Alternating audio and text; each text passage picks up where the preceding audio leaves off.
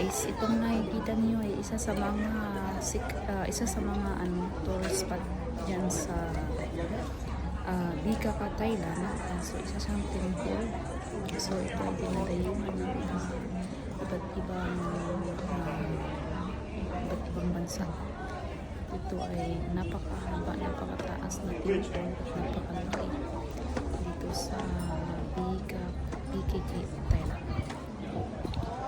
So, yung nakikita nyo, may iba't ibang iba't ibang klase na napakahaba. So, yan, pwede kayo magkaroon sa Pilipinas. So, I hope nag-enjoy kayo sa aking tour dito. So, see you next vlog mga guys. Huwag kalimutan, like lang po ninyo at comment lang po sa mga nagustuhan nito sa aking video. And